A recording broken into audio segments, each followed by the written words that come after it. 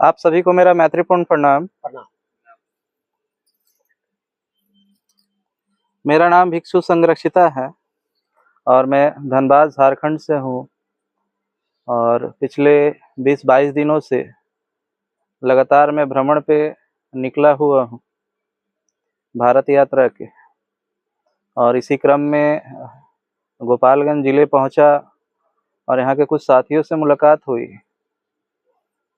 और इसी माध्यम से लगातार दोनों सर है, दोनों ने मुझे काफ़ी यहाँ पे सपोर्ट किया है इस कार्यक्रम को आयोजित करने में, लोगों तक पहुँचने में। इनके लिए मैं इनका बहुत ही तहे दिल से धन्यवाद देता हूँ।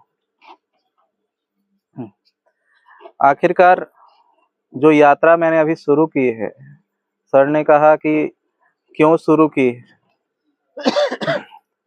चीज़ें जैसे आप अपने जीवन में व्यस्त हैं, लोग अपनी व्यस्तता दिखा रहे हैं कि हमें दोपहर में जब मैं जा रहा हूँ तो मुझे सोना है, तो किसी टाइम में खाना है, कभी पीना है, कभी रात में शाम हुई तो नींद लग रहा है।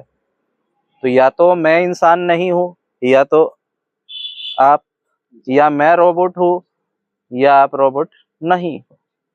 यही चीज़ें हो सकती है। क्योंकि अगर मैं हूँ, क्योंकि जिस जगह मैं कार्यक्रम ले रहा हूँ तो मैं तो धूप में ही ले रहा था, और वहाँ का अगर गांव का व्यक्ति अगर ये कहता है कि धूप लग रहा है या धूप में हम कैसे बैठे, तो क्या वो धूप मेरे लिए नहीं?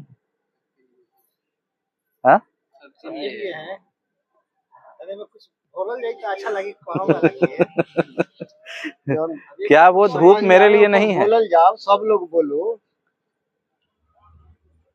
सबसे पहली बात तो ये है कि क्या वो धूप मेरे लिए नहीं है? सबके लिए है। सबके लिए है ना। क्या भूख सिर्फ आपको लगती है, मुझे नहीं लगती? क्या आपको नींद लगती है और मुझे नहीं लगती? क्योंकि मैं तो सुबह से लगातार कार्यक्रम ही ले रहा हूँ। लोग बाकी और भी जो व्यर्थ की चीजें हैं उसमें अपना बहुत समय लगाते हैं, लेकिन जो सार्थक है, जो शिक्षा की बातें होती हैं, शिक्षा का जब विषय होता है, कुछ सीखने की चीजें आती है, तो हमारे ऊपर कुंभकर्ण क्यों नाचने लग जाता है? कुंभकर्ण नाम तो पहली बार सुना है क्या आप लोगों ने?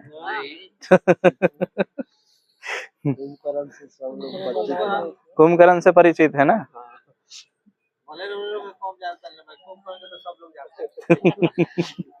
क्योंकि बहुत सारी ऐसी चीजें हैं, मतलब लोग एक छोटी से छोटी चीजों के लिए जो बहाना कर रहे हैं, वो चीजों को देख करके सिर्फ मुझे दुख नहीं होता, मुझे हंसी आती है।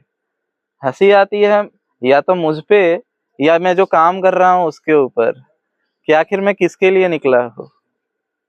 निकला किसके लिए हूँ? अपने लिए नहीं। मेरा घर अच्छा संपन्न, मेरे पिताजी सरकारी नौकरी वाले, मुझे कोई दिक्कत नहीं है, पहले बता दो।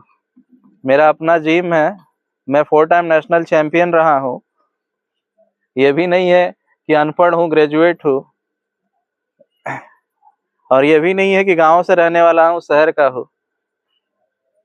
तो आप लोगों के बीच में ये पैदल यात्रा क्यों भटक रहा हूँ खाली पैर? अपने लिए। मैं तो चाहता तो जिस तरीके से आप अपने खेतों में बिजी है और जैसे आप मुझे व्यस्तता दिखाते हैं, गांव के लोगों से ज्यादा व्यस्तता तो शहर वाले दिखाते हैं, तो व्यस्तता तो मुझे ज्यादा होनी चाहिए ना आप लोगों से। अगर रात भर अगर ऑर्केस्ट्रा देखना हो तो लड़के तो रात भर जग करके सुबह का 4 बजा देते हैं। और ये भी नहीं है कि झूठ मेरे सामने में, अभी यात्रा में मैं मोतिहारी में रुका था, मेरा कार्यक्रम, मैं यात्रा में था, तो कुछ लोगों ने सोशल मीडिया से मुझे, यूट्यूब से, फेसबुक से देख करके मुझे कॉल किया कि आप हमारे यहाँ आइए शादी में, कार्यक्रम में मंच पे से आकर के अपनी बातें रखिए। तो मुझे ले गए वहां पे शादी में, पंडाल के पीछे बैठा दिया और पंडाल के पीछे बैठा करके मुझे बोला खाना खाने के लिए, आप खाना खाइए, आपको कुछ देर के बाद मंच पे लाया जाएगा। मंच पे तो मुझे लाया नहीं गया, महिलाएं आकर पहुंच गई और मिर्जा गालिब की शायरी चल रही थी। वो जो कौन कौन से शब्दों में गालियां आती है, कौन सी किताब में पढ़ी है इन लोगों ने, वो तो यही लोग जाने। एक से एक बेहतरीन से बेहतरीन, टॉप से टॉप गालियां वाली शायरियां चल रही थी। और रात भर मेरा चांस ही नहीं आया। रात 1 बजे तक इंतजार कर रहा था, लेकिन लास्ट में जाकर के मैं सो गया। रात को 12-1 बजे तक वो शायरियां चल रही थी। शायरी जब तक बारात वापस नहीं हुआ होगा तब तक जारी रहा। रात भर लोगों ने नाचा था वहां पे, और छोड़िए दूसरों को, मेरे बगल में बैठ करके फ्रूटी लेकर मुझे ही पूछ रहे लीजिएगा क्या। डेवलप लोग थे। तो ऐसा भी नहीं है कि इनके पास ये जो बिजी बताने की व्यस्तता दिखाते हैं, बड़ा व्यस्त है। 4 बजे भोर तक जो नाचता हो, और अगले दिन के, मुझे लगा क्या कि अगले दिन चलो सुबह उठेंगे तो सुबह कार्यक्रम ले लेंगे। मैं सुबह 6 बजे उठ करके नहा धोआ करके फ्रेश हूँ कि लोग 7 बजे लूंगा। 7 बजे क्या, 10 बजे तक सो के नहीं उठे। मैंने 10 बजे उन लोगों को कॉल किया, कोई उठाया नहीं। हमको अकेले किसी रूम में छोड़ दिया है कि आप वहीं पे फ्रेश होइए और वहीं पे रहिए। उस रूम में, एक रूम मुझे घर ही पूरा दे दिया गया था, आप इस घर में रहिए, आराम से फ्रेश व्रेश होइए, इसी में रहिएगा। कोई आया नहीं। 12 बजे, 2 बजे, शाम को 4 बजे कॉल कर रहा हूँ, तब तक सब सोए हुए थे। इतनी व्यस्तता थी उनको अपने कामों के लिए कि 4 बजे तक सोए हुए थे। मैंने अपना झोला उठाया और चल दिए वहां से। तो गांव की हालत मुझे अच्छे से पता है कि कितनी व्यस्तता है और कितना बिजी है। अभी 4-5 लड़कियों के जो गाड़ियां पे बैठा करके अभी नाच रही हैं, तो उनके पीछे पीछे कई किलोमीटर चलते हुए वो थकते नहीं हैं। लेकिन जब मैं ज्ञान की बातें करता हूँ तो 1 से 2 घंटे में वो थक करके उठ के चले जाते हैं, जैसे कि वही बोलने का काम कर रहे थे, जैसे खटाली हो रही थी। ये है इस समाज की दशा। उसके बाद लोग कहते हैं हमें किसी और ने दबाया, किसी फलाने ने आया हमें गुलाम बना लिया, किसी फलाने ने आया हमें टुकड़ों में बांट दिया, किसी फलाने ने हमने हमारी बहन बेटियों को कपड़े पहनने के अधिकार नहीं दिए, किसी फलाने ने हमें पढ़ने का अधिकार नहीं दिया, किसी फलाने ने हमें हथियार रखने का अधिकार नहीं दिया। किसके ऊपर आकर कहते हैं? दूसरे पे इल्जाम लगाना। क्यों? क्योंकि इंसान की जो फितरत है वो अपनी कमियों को छुपाता है और दूसरे की कमियों को कूद कूद करके बताता है। अपनी कमियों को छुपाता है और दूसरों की कमियों को बताता है, वो भी शांति से नहीं, हल्ला करके। और कोई भी एक्सेप्ट नहीं करना चाहता है कि वो गलतियां और वो कमियां मेरे में है। मैं इन लोगों की उम्र का जब था और बदमाशी करता तो मेरी मम्मी कहती बिगड़ गया है, लेकिन मेरा बेटा सही है, वो फलाना का बेटा ने बिगाड़ दिया है। मेरा बेटा सही है, फलाने के बेटे ने इसे बिगाड़ दिया है। और मोहल्ले में 10 घर, 10 के घर जाता, छोटे बच्चे तो सभी के घर जाते हैं। अब सभी के घर जाता तो सभी के माँ बाप यही बोलते मेरा बेटा सही और फलाने के बेटे ने बिगाड़ दिया है। हमको तो आज तक ये चीजें समझ में नहीं आई, ये फलाना का बेटा है कौन। शायद आप लोगों से जवाब मिल जाए कि ये फलाना का बेटा है कौन। हम कह रहे हैं फलाने का, आप भी कह रहे हैं फलाने का। सही है, वो उसको बिगाड़ा, वो उसको बिगाड़ा। हाँ, घर 10 अब इनकी मम्मी कह रही है कि मेरा बेटा सही है, फलाने ने बिगाड़ दिया, इन लोगों ने बिगाड़ा है। अब उनकी माँ भी यही कह रही है, उनकी माँ भी यही कह रही है। तो बात यह है कि ये फलाना का बेटा है कौन, फलाना आया कहाँ से और आया कहाँ से है। आज करके कमी अपना है, कमी अपनी है, लेकिन लोग देखना नहीं चाहते हैं। मैंने सारे धर्म ग्रंथों को पढ़ा और कुछ चीजें मैंने जो अपने मुताबिक, जो मैं अपने नजरिए से देखा, क्योंकि सबकी अपनी अपनी नजरिए हैं पढ़ने के, किताबों के। मैंने गीता पढ़ा और गीता से एक चीज मैंने वहां का गीता का सार लिया। जो कृष्ण का अर्जुन के साथ संवाद हो रहा है युद्ध के शुरुआती दौर में ही, कि उसमें कृष्ण, अर्जुन जो है वो कृष्ण से कह रहे हैं, हे कृष्ण, अगर यहाँ सारे मेरे अगर अपने ना होते ना तो मैं कब का इन पे तीर चला दिया रहता, लेकिन यहाँ सारे मेरे अपने हैं इसलिए मैं इन पे तीर नहीं चला रहा। इससे तो लोगों को लग सकता है कि वो इतिहास है। गीता को जो इतिहास के तौर पे लेता है वो इतिहास के तौर पे ले सकता है, वो उसकी मर्जी है। मेरी मर्जी में उसे किस तरीके से लो, क्योंकि कोई भी किताबें सिर्फ ऐतिहासिक तौर पे नहीं लिखी जाती है, किसी चीज को समझाने के लिए लिखी जा सकती है। मोरल स्टोरीज हो सकती है, आध्यात्मिक स्पिरिचुअल स्टोरीज हो सकती है, हिस्ट्री हो सकती है। लेकिन आप कैसे ले रहे हो? अभी तक वर्तमान में जितने भी लोग हैं उसे इस तरीके से लेते हैं कि वो एक ऐतिहासिक घटना है, कहीं युद्ध हुआ होगा, ऐसे लेते हैं। तो क्या आप कछुए और खरगोश की कहानी को कैसे लेते हैं? ऐसा हुआ था कभी रेस? हाँ, रेस हुआ था वैसा कभी? कौन बैठ के देख रहा था कि चींटी 10 बार उठी और 10 बार गिरी? कोई नहीं, हाँ, कोई नहीं नहीं देखा ना। ना। लिखाया कैसे है? कोई ना कोई चीजें हैं जो मोरल सिखाना चाहती है, कुछ चीजें वो सिखाना चाहती है। हाँ, वो कुछ सिखाना सिखाना चाहती है। तो मैं भी उसे, चूंकि मैं एक आध्यात्मिक व्यक्ति हूँ, मैं भिक्षु हूँ, तो मैं उसे आध्यात्मिक तरीके से लेता हूँ।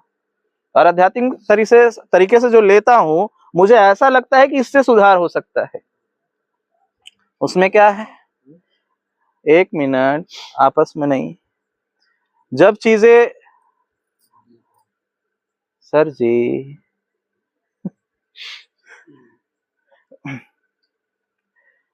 जब मैंने उसे पढ़ा तो उसे मैंने अलग तरीके से समझा।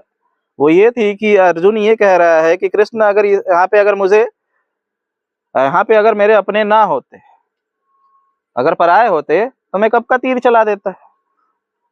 अगर मुझे इन पे इल्जाम लगा रहा है कि ये चोर है, ये फंगा है, ये झूठा है, ये फरेबी है, ये बेईमान है, ये चरित्रहीन है, तीर चलाना रहता तो बड़ा आसान होता ना। अगर ये सारे दोस्त दूसरे के होते, ये सारे दूसरे होते, तो कितना जल्दी चलाता। अरे फलानवा का बेटा वो तो ये है,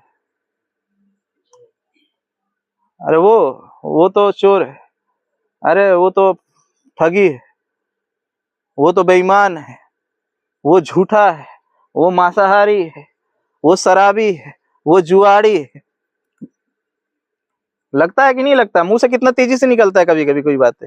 वैसे शब्द मैं यूज नहीं करना चाहता हूँ, इशारा कर रहा हूँ। बड़ा तेजी से निकलता है कि नहीं निकलता? तीर में से, कमान में से तीर निकलता है बड़ी तेजी से, मतलब जुबान से निकलता है ना, बड़ा तेजी से निकलता है अगर दूसरे की बुराइयां करना हो तो। लेकिन अर्जुन कह रहा है कृष्ण से, यहाँ सारे मेरे अपने हैं। अगर मैं दूसरे को कैसे कहूँ? अगर दूसरे को झूठा कहना पड़ रहा तो सबसे पहले मुझे अपने को देखना है कि क्या मैं झूठा नहीं हूं। अगर मैं किसी और को चरित्रहीन कह रहा हूं तो पहले अपने तरफ देख लूं कि मैं चरित्रवान हूं या नहीं हूं। अगर मैं किसी को बेईमान कह रहा हूं तो पहले अपने अंदर देख लूं कि मैं ईमानदार हूं या नहीं हूं। दूसरे की बेटियों के बारे में, दूसरे की बहुओं के बारे में, दूसरे के बेटों के बारे में, दूसरे के रिश्तेदारों के बारे में, या कोई भी दूसरा हो, अपने छोड़ करके अगर हम उसके खिलाफ जो भी बातें बोलने जा रहे हैं तो उससे पहले ये चेक कर ले कि जो बातें हम दूसरे के लिए बोल रहे हैं क्या वो हम नहीं है। अगर हम हैं तो उसे नहीं बोलना चाहिए। बोल रहे हैं तो क्या कर रहे हैं? क्या कर रहे हैं? कुछ चीजें मैंने अभी इससे पहले गांव में मैंने लड़कों से सवाल किया कि जानकारी और ज्ञान में क्या अंतर है, कोई बताएंगे? यहाँ पे जानकारी और ज्ञान में क्या अंतर है, क्योंकि ये बहुत ही बेसिक है, ऊपरी मैं बात नहीं करूंगा। आपने कहा, हमने सुना, उसको सीखा। एक ज्ञान होता है जो अपने आप उस चीज को हमने सब्जेक्ट किया, बनाया या बोलने को सीखा। कोई और एक्सप्लेन करेंगे? समाज से मिलता है। चलिए, और कोई? किताब से मिलता है। ज्ञान अर्जित किया जाता है। ज्ञान अर्जित किया जाता है। और जानकारी?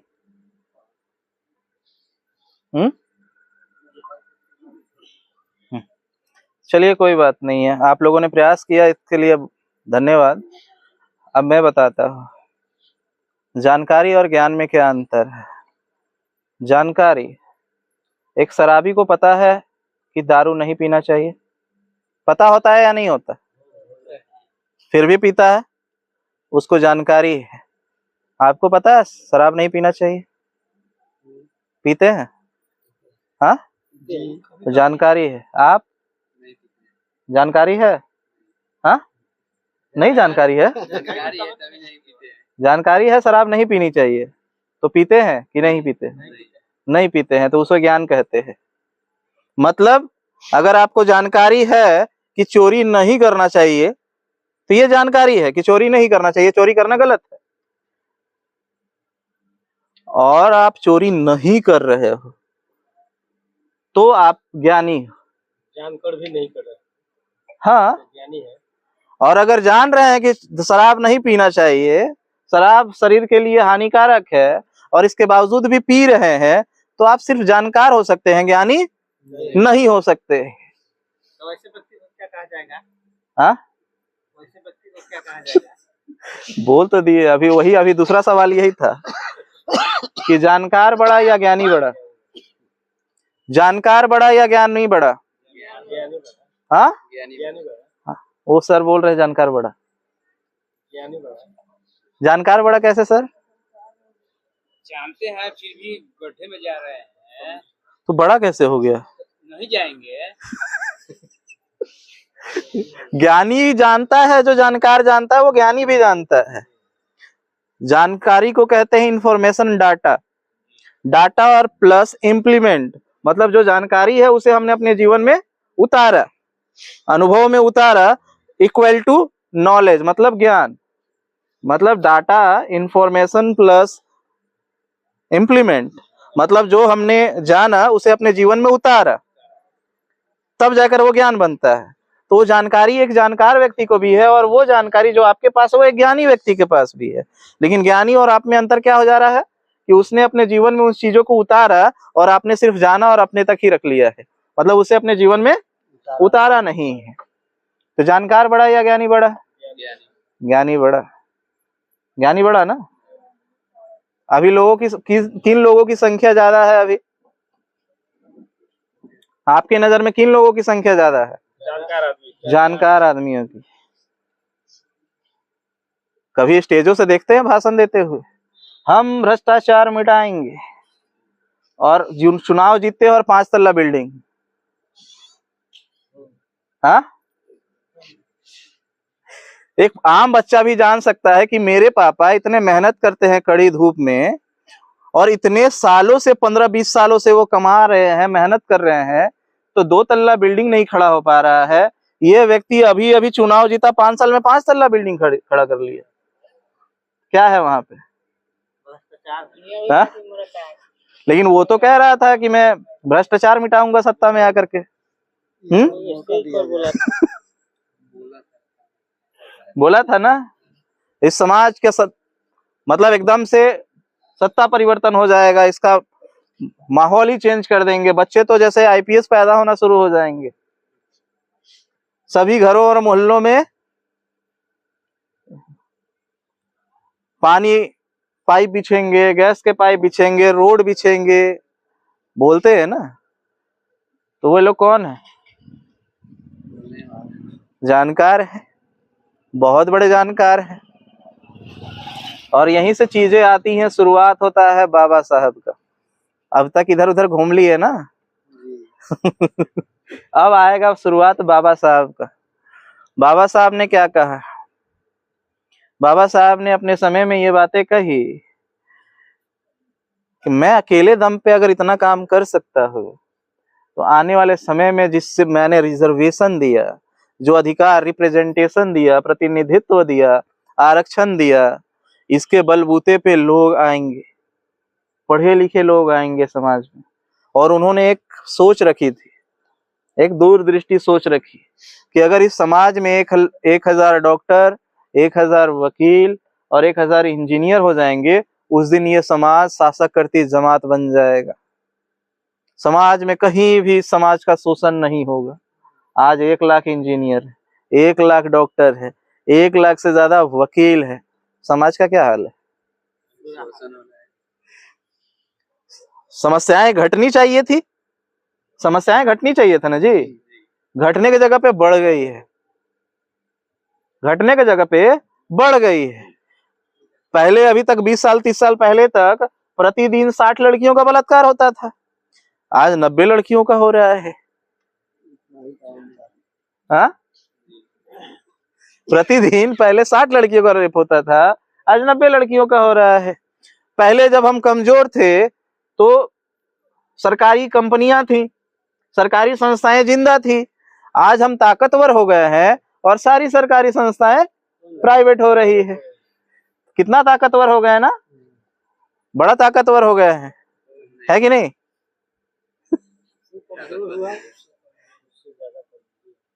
ताकतवर हो रहे हैं ना। क्यों जानते हैं? बाबा साहब का बहुत अच्छा पालन किया है इन लोगों ने। बाबा साहब का अगर इनका बात सुनिएगा, इन नेताओं का, तो जो भी सामाजिक संगठन है और राजनीतिक संगठनों पार्टियों के जो लोग हैं, इनकी जब हम बात सुनेंगे तो बड़ा बेहतरीन लगता है।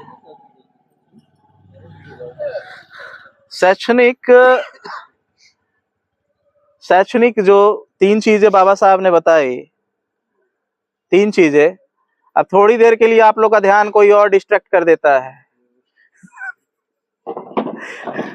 इधर ध्यान दीजिए, बहुत जल्दी आप लोग का ध्यान भटक जाता है, क्योंकि हमने देखा अपने तरफ में जितना अच्छे हमारे कार्यक्रमों में लोग नहीं आते, उससे ज्यादा जेसीबी की खुदाई में लोग आ जाते हैं देखने के लिए।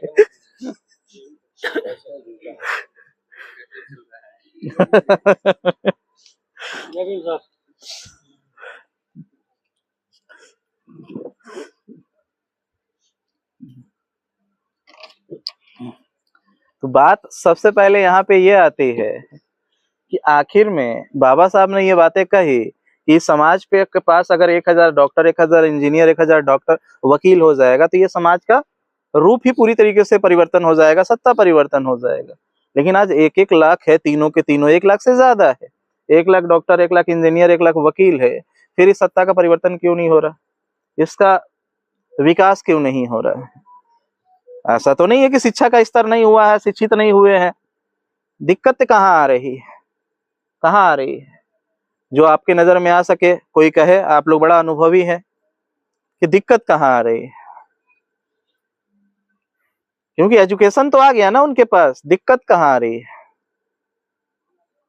संगठन नहीं, संगठित नहीं है। संगठित तो है। बाबा साहब की बातें तो सबसे ज्यादा इन्होंने ही मानी है,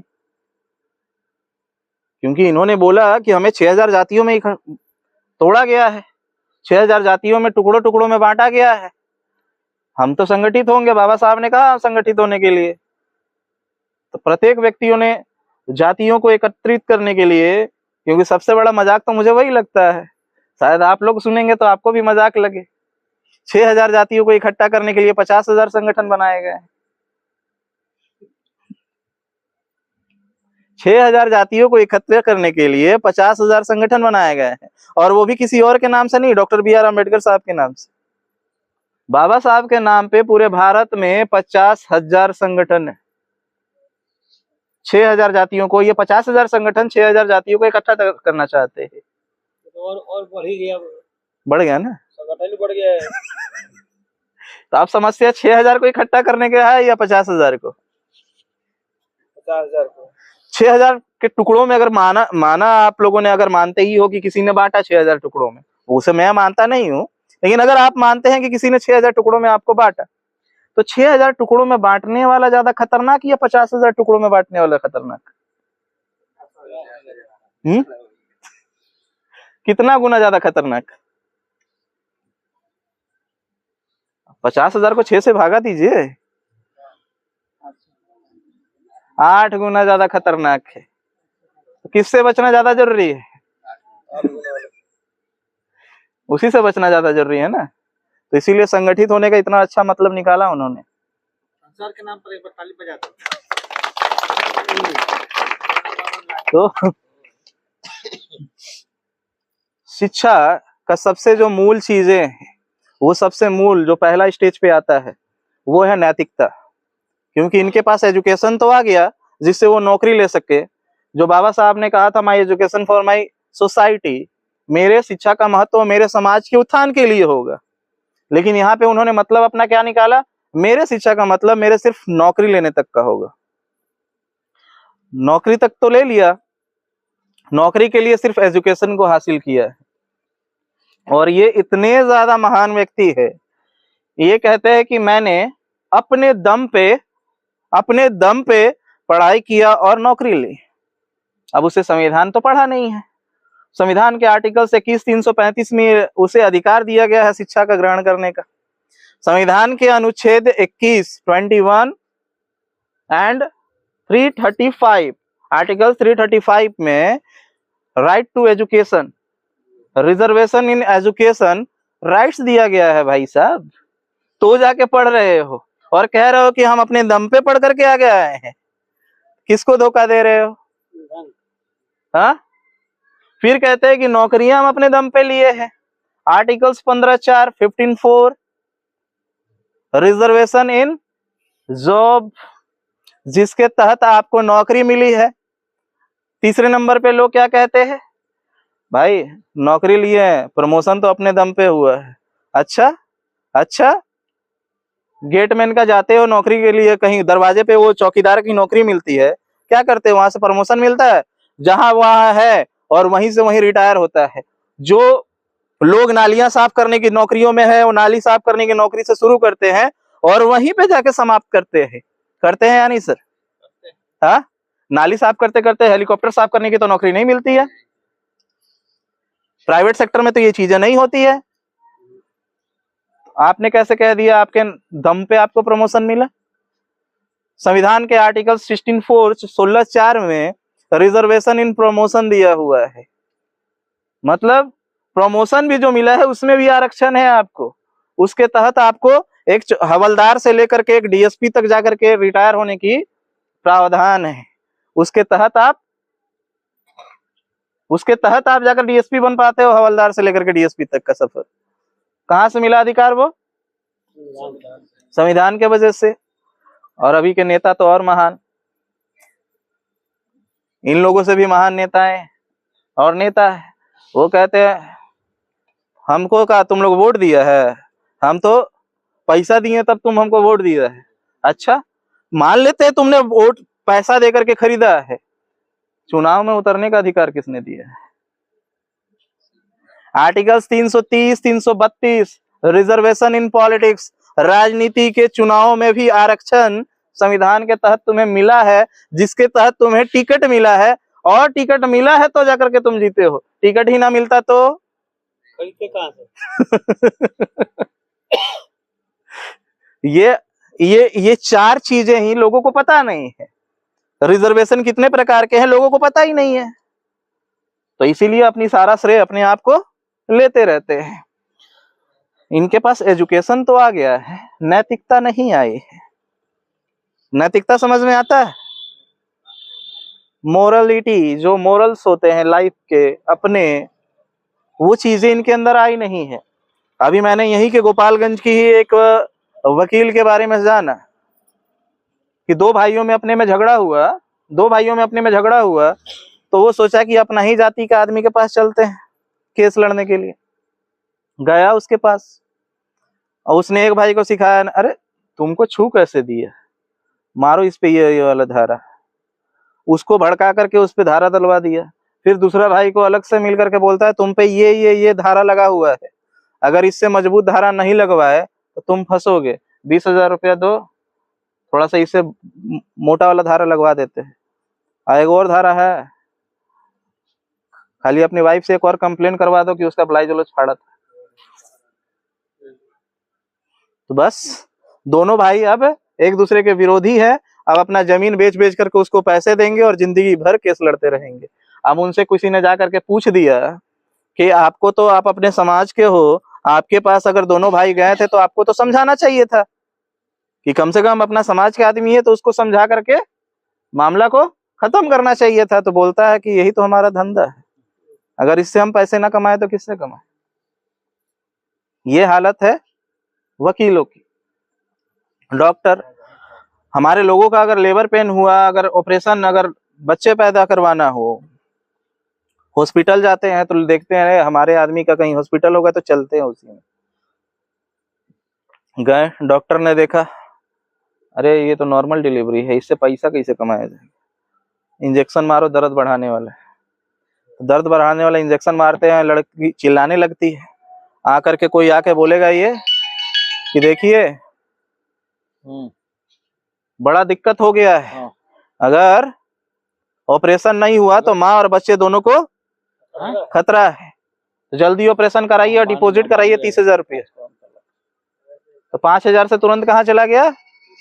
कौन शोषण कर रहा है आपका? हाँ, अपना ही आदमी कर रहा है ना। ये सारी चीजें क्यों है? क्योंकि उनके अंदर में अपनी एक नैतिकता नहीं है। आप सभी को मैं कहना चाहूंगा कि अपना मोबाइल साइलेंट रखें, क्योंकि मुझे डिस्टरबेंस होती है। और जिन्हें बात करना है यहाँ से साइड होकर के थोड़ा बात करें। तो ये सारी चीजें नैतिकता के वजह से हो रही है। और ये नैतिकता सिखाएगा कौन? सबसे पहला टीचर कौन होता है? जवाब चाहिए मुझे आप सभी से। बात करने आया हूँ, अकेले बोल करके यहाँ से जाने नहीं आया हूँ। माँ बाप होता है ना। सबसे पहला तो नैतिकता सिखाना, संस्कार सिखाने का काम किसका है? माँ बाप का है।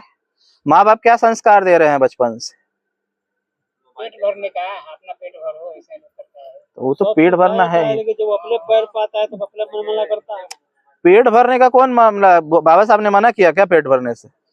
हाँ, बाबा साहब ने मना किया पेट भरने से? किसी को कहा कि उन्होंने भूखे रहो और समाज का काम करो? नहीं, हम कह रहे हैं नैतिकता वो पेट भरने की बातें नहीं आती है। नैतिकता में आती है संस्कार, जो आपने उसे संस्कार दिए है। कैसा संस्कार दे रहे हैं, उसका पालन पोषण बड़ा करके कैसे कर रहे हैं बचपन से ही। अच्छा दिया जाता है ना। एक पिता अपने बच्चे को कहता है कि दारू नहीं पीना चाहिए और वो डेली दारू पीता है। इसमें किसका दोष है? माँ बाप का थोड़ी दोष है। माँ बाप का दोष नहीं है। इसलिए वो तो पहले से वो अच्छा ही शिक्षा दिया है, अभी भी मना भी कर रहा है उसको। हमें मैंने अभी क्या कहा कि शराब पीने वाला बाप अपने बेटे को कहता है कि शराब नहीं पीना चाहिए, तो बेटा मानेगा? नहीं। हाँ, मानेगा। उसको ज्ञान होगा तो ज्ञान उसको होगा तब न मानेगा। जब तक उस कहानी खत्म हो जाएगी ज्ञान होता है। वो जब ज्ञान होगा वो तो बड़ा होगा, 18 साल या 20 साल का ना। जब तक उसके बच्चे हो जाएंगे, बुद्धि हो जाएगा तो ज्ञान खत्म हो जाएगा। जब तक उसके बच्चे हो जाएंगे, फिर अपने बच्चे से बोलेगा दारू मत पीना। उसके पास सबसे चीजें आती है, सबसे क्लोज वन, जो सबसे ज्यादा बिगाड़ने के चांसेस जहां से बढ़ते हैं। एक पिता कह रहा है कि बेटा शराब नहीं पीना और वो खुद शराब पी रहा है। हाँ, अब एक बच्चा जो 2 साल का है, 3 साल का है, वो अपने पापा को देख रहा, अपने दादा को देख रहा, अपने चाचा को देख रहा, बड़े पापा छोटे पापा को देख रहा, अगल बगल के लोगों को देख रहा है कि वो दारू पी रहे हैं, शराब पी रहे हैं, सिगरेट पी रहे हैं, बीड़ी पी रहे हैं, गुटखा खा रहे हैं, खैनी खा रहे हैं। ये चीजें वो देख रहा है। उस छोटे से बच्चे को जानते हैं, उस छोटे से बच्चे को यही लगता है कि ये जो मेरे गार्जियन कर रहे हैं ना, अच्छा ही काम कर रहे होंगे, क्योंकि मेरे दादा और मेरे पापा मेरे चाचा गलत काम नहीं कर सकते हैं। और 5 साल के कम से बच्चों में क्यूरियोसिटी ज्यादा होती है, किसी भी चीज को जानने की इच्छा सबसे ज्यादा होती है। साइंस मानता है इस बात को। 5 साल के बच्चों तक, 5 साल की उम्र तक 70% माइंड का विकास हो चुका होता है। अब वो जो चीजें नोटिस कर रहा है कि अगर ये काम मेरे दादा कर रहे हैं, मेरे पापा कर रहे हैं, मेरे चाचा कर रहे हैं, तो जाहिर सी बात है वो गलत नहीं कर रहे हैं, सही कर रहे होंगे। क्योंकि वो जब मुझे अच्छी चीजें बता रहे हैं तो वो भी अच्छा ही काम कर रहे होंगे। तो वो करता है क्या? अपने ही पापा का, अपने ही दादा का, अपने ही चाचा का पॉकेट में से बीड़ी का एक खींच लेता है, एक सिगरेट का डब्बा में से एक सिगरेट निकाल लेता है, घर में रखे दारू के बोतलों में से एक ढक्कन मार लेता है। वो चीजें वहां से शुरू होती है। कहाँ से चीजें बिगड़ रही हैं नैतिकता की? इसका उदाहरण मेरे मोहल्ले का एक घटना है। मैं स्पोर्ट्समैन रहा, शुरुआत में ही मैंने बताया आपको कि मैं नेशनल लेवल पे चैंपियन रहा स्पोर्ट्स में। तो मेरे मोहल्ले में ही एक बच्चा था, उसको मैंने अपने साथ में खिलाने के लिए ले जाया करता था कि चलो सुबह सुबह 4 बजे भोर में उठाता था और ले जाता था ग्राउंड कि चलो एक्सरसाइज करना। तो उसके पिताजी कहते थे मेरे बेटे को तुम क्यों ले जा रहे हो, तुम भी उसको अपने तरफ खेल कूद करवाना चाहते हो। मैं अपने बेटे को इंजीनियर बनाना चाहता हूँ, मत ले जाओ। मेरी मम्मी से भी आके कंप्लेन कर दिया। तो मेरी मम्मी ने कहा क्यों जाते हो बुलाने के लिए वो लोग को, छोड़ दो। मैंने छोड़ दिया। कुछ साल के बाद उसने उसका खैनी दुकान है, तो उसने अपने बेटे को ही खैनी दुकान पे बैठाना शुरू कर दिया। खैनी दुकान पे ही बैठाना शुरू कर दिया। धीरे धीरे खैनी बेचना उसने शुरू किया, तो उसके खैनी काटना सीख गया। तो घर में ही गोदाम था, तो गोदाम में बैठ के खैनी काटना शुरू किया। अब कुछ दिन बाद वो खैनी खाना शुरू कर दिया। तो मैंने उसे देखा, 14 साल का लड़का। मैंने उससे पूछा ये खैनी खाना तुमने कैसे शुरू किया? बोलता है डेली बैठते थे खैनी काटने के लिए, झांस लगता था। तो हम सोचे कि खा लेंगे तो झांस नहीं लगेगा। एक दिन थोड़ा सा खा लिए, चित्ते गिर गए, बेहोश हो गए। फिर अगले दिन से फिर धीरे धीरे खाना शुरू किए हैं। अब दिक्कत नहीं होता है खैनी काटने में, कोई असर नहीं होता है। अब तो कुछ दिन बाद मैंने कहा कि जब होइए गया आप छोड़ दो ना, ये सब गलत। बोलता है भैया का करें, उतरबे नानू करला सवेरे बिना खैले।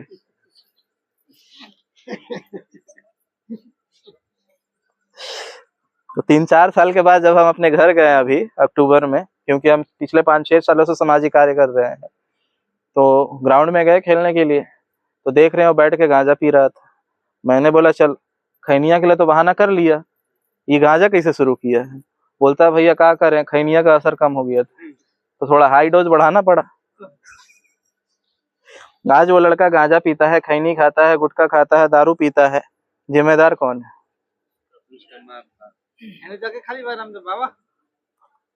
एक इंजीनियर करने वाले लड़के को कहाँ डालना था? सर जी आप टीचर हैं, किसी को अगर इंजीनियर बनाना हो अपने बेटे को तो किस फील्ड में भेजना चाहिए? उस तरह का व्यवस्था करना। हाँ, पानी का दुकान पर बैठने वाला तो नहीं बना, लकली कहीं बन गया, लेकिन बच्चा वही करता है जो गार्जियन। आप जैसा उसको माहौल प्रदान करेंगे वैसा ही होगा ना।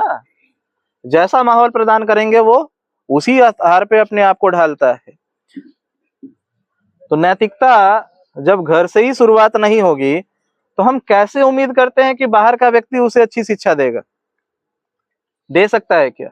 हमने तो नहीं देखा है कि बाहर का व्यक्ति अच्छा शिक्षा दे। वो तो उल्टे बोलता है भाई एक बार सुट्टा मार लेना, एक बार मारने से कुछ नहीं होता है, घर वाला को पता नहीं चलेगा। एक पैक मार लेना यार, एक पैक में क्या हो जाएगा, नहीं पता चलेगा, वो इलायची खा लेना। बाहर का आदमी कहाँ से नैतिकता सिखाने जाएगा भाई? जब आप नहीं सिखा रहे तो वो कहाँ से सिखाएगा? और महिलाओं का भी वही हाल है। महिलाएं सुबह से लेकर के शाम तक बैठ करके एकदम फालतू चीजें बात करती है। और चूंकि बच्चे जो है स्कूल में क्या लिखाता है सर, पितृभाषा या मातृभाषा? मातृभाषा। किसकी भाषा सीखेगा वो? अब मैंने अभी कहा कि मैं शादी में जब गया तो स्टेज पे कव्वाली चल रहा था, मुझे पीछे बैठा करके स्टेज पे मिर्जा गालिब की शायरी चल रही थी और उसमें एक से एक छट्टल वाली गालियां दी जा रही थी महिलाओं के द्वारा। क्या बच्चे नहीं सुन रहे थे? हाँ सुन रहे थे ना। जब वो तोतला करके माँ बहन की गालियां देता तो बड़ा अच्छा लगता है, और जब बड़ा होकर के अगर वही बच्चा आकर अपने माँ बाप को देना शुरू कर दे तो लगता है अरे फलानवा बिगाड़ दिया। फिर आ जाता है आरोप किस पे? फलानवा बिगाड़ दिया है। आप कोई अच्छी चीजें उसे सिखा रहे हैं, बाप सिखा रहा है नशा करना और माए सिखा रही है गाली देना। हो रहा है कि नहीं हो रहा है? ये मैं खास करके यही बिहार की बात कर रहा हूँ। अब कोई आवाज नहीं निकाल रहा है। हाँ बोली लोगी गाली दे देते हैं, ऊपर से कहते हैं कि हमारा इसका पैसा हुआ दे के जाओ।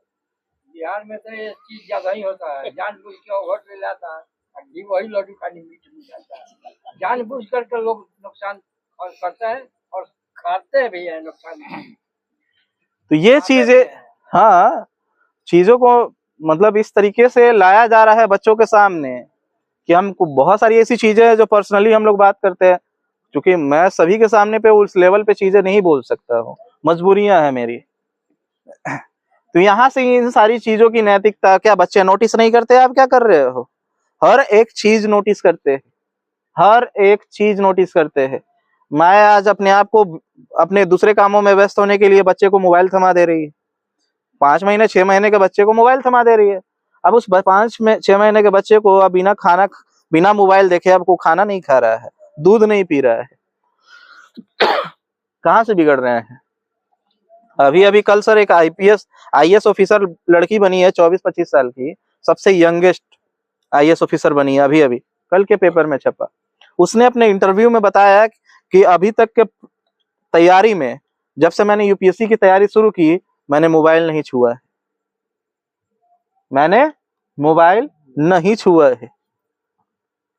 जरूरत ही नहीं थी उसको मोबाइल छूने की, इसलिए नहीं छुआ। आप लोग इतना भर भर करके न्यूज देखते हो, टीवी देखते हो कि मोबाइल टावर लग रहे हैं तो पक्षियां मर रहे हैं।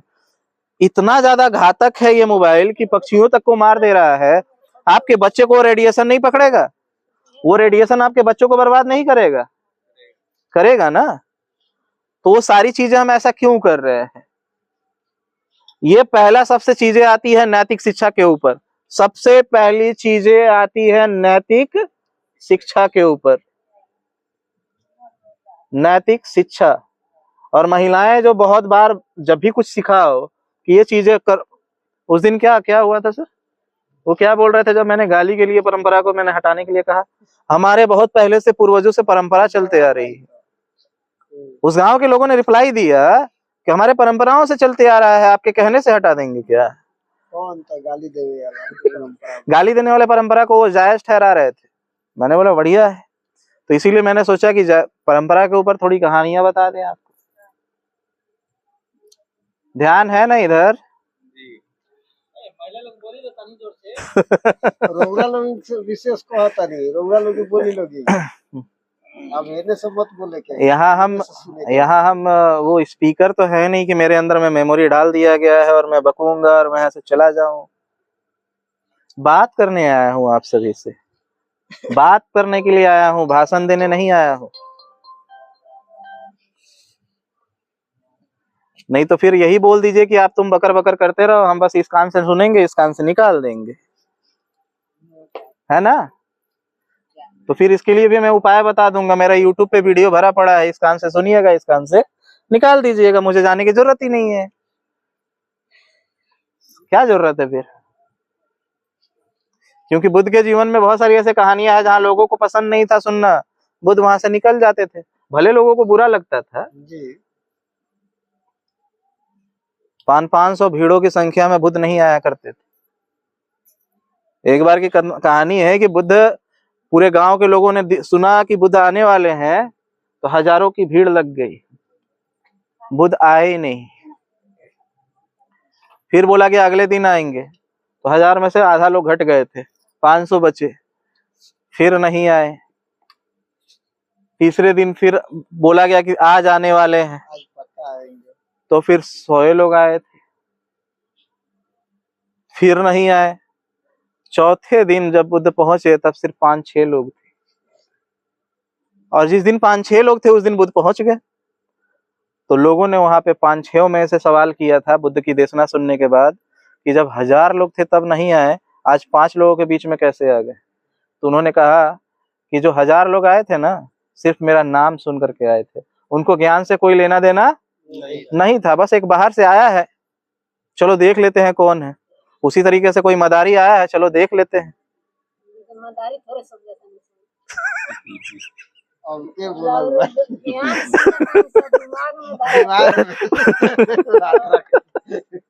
अभी जगह बोलनी होगी बोले कर लो तब वही कि हम एगो मदारी बनी, गाँव गाँव घूम रहा बनी ना है नो काती है। ज्ञान बताओ। चलिए, अगर ध्यान से सुना तो नहीं तो बड़ा अच्छा बाटे। ज्ञान के लोग परीक्षा करे सही से सही सलामत से, तो भूखला से कुछ होई लो। अगर जो आदमी बात की और सही कहत है, आदमी के दिमाग में रखे हम हेंग ना करी, बहुत इस्तेमाल में आई काम बात। परंपरा को लेकर के मैंने एक कहानी वहां पे सुनाई थी, आप सभी के सामने भी सुनाना चाहूंगा। एक दंपति थे। दंपति मतलब जानते हैं? जोड़ा, पति पत्नी। मर्द मेहरारू। दोनों के दोनों अंधे थे। शादी हुई, अगले दिन वो रोटी बनाने बैठी, वो रोटी बना रही थी अंधी, रोटी बना बना करके वो पतीले में रखते जा रही थी, प्लेट में रखते जा रही थी, रोटी बनाती और प्लेट में रखते जाती। रोटी बनाना खत्म हुआ, रोटी जब उठाई तो देख रही है उसमें प्लेट में रोटी ही नहीं है। तो वो बोली अपने पति से, ये रोटी क्या हो गया? तो उसका पति कहता, अरे बताइनी है ना, घर में तो बिलाई भी है, कहीं बिलाई उठा के चल गल हुई, बिल्ली उठा करके चली गई। अब कहते यार आज तो भूखे सूते का पड़ी, अगर एंगे चलत रहो तो हमेशा तो डेली डेली भूखे सूते का पड़ी। तो फिर तो इसका उपाय क्या होगा? एक उपाय क्या करे के हुई? तो अगला दिन से जब भी होकर पत्नी जब रोटी बनावल शुरू करे तो अगर पति हेंगे बजावल शुरू कर दे, पतीला अलग से रखे, प्लेट वही पे डंडा से हेंगे बजावे लगे। तो प्लान सक्सेसफुल भल। वो रोटी बनावल कंप्लीट कैलक, उठैलक रोटी की प्लेट, तो देखत में रोटी सारा के सारा बचल बा, तो प्लान सफल हो गल। अब यह परंपरा धीरे धीरे चलल शुरू भल। जब रोटी बनावे तो डेली डेली थाली बजावल जाए। धीरे धीरे समय गुजरल और ओकनी के घर में एगो स्वस्थ बच्चा पैदा भल। स्वस्थ मतलब समझ में आ रहा है? हाँ, पूरी तरीके से स्वस्थ, उसकी आंखें हैं, वो अंधा नहीं था। अब धीरे धीरे जब वो साल भर का हुआ तो उसकी माँ ने बोला कि अब आपको काम करने की जरूरत नहीं है थाली बजाने की, आप बाहर का काम देख सकते हो, अब ये बच्चे से हम थाली पिटवाएंगे। तो बच्चा को सिखा दिया थाली पीटने के लिए और वो बजाने लगा। जैसे जैसे वो बड़ा हुआ उसकी भी शादी हुई तो उसकी भी पत्नी अगले दिन उठ करके और किचन की तरफ गई। तो अपनी पत्नी के पीछे पीछे किचन में गया तो उसको लगा मेरा पति मुझसे बड़ा प्रेम करता है, मेरा पीछा ही नहीं छोड़ रहा है। और जैसे वो खाना बजाना शुरू की उसके बाद ये बजाना शुरू कर दिया। तो जब वो खाना बनाती तब ये ढोलक बजाता, तो उसको लगता मेरा पति मुझसे बड़ा प्रेम करता है तो इसीलिए मेरा मनोरंजन कर रहा है। 1 दिन 2 दिन 10 दिन 15 दिन उसने नोटिस किया कि जब हम चावल बनाते हैं, जब हम सब्जी बनाते हैं तब नहीं बजाता है, जब रोटी बनाना शुरू करते हैं तब बजाने लगता है। तो एक दिन पूछ दी कि काहे ऐसे करते हो, कि जब हम सब्जी और चावल बनाते हैं तो नहीं बजाते हो, रोटी बनाते हैं तो काहे बजाते हो? तो बोलता है कि ये हमारी परंपरा चलाता हुआ था पूछते, तोरा पता बा? है कई पूछते परंपरा चल गया होता है। तो उसको अच्छा नहीं लगा, उसको लगा नहीं कि ये तर्क वाली जवाब है, तो जा करके सास से पूछी। तो सास ने जवाब दिया कि ना ये घटना था जिसकी वजह से ये परंपरा शुरू हुई। तो जाकर के चीजें समझ में आई।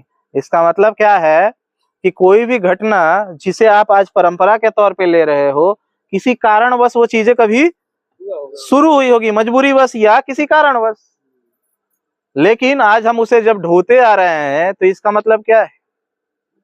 अंधे हैं। ढोते आ रहे हैं, परंपरा है। जैसे कि उस बच्चे ने कहा था, तो रहा होगा कोई कमजोरी और मजबूरी।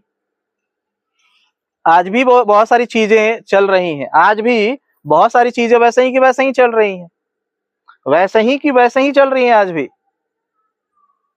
और मुझे एक चीजें देख करके समझ में आया कि ये समाज का जो हाल है ना, जानवरों से ऊपर नहीं।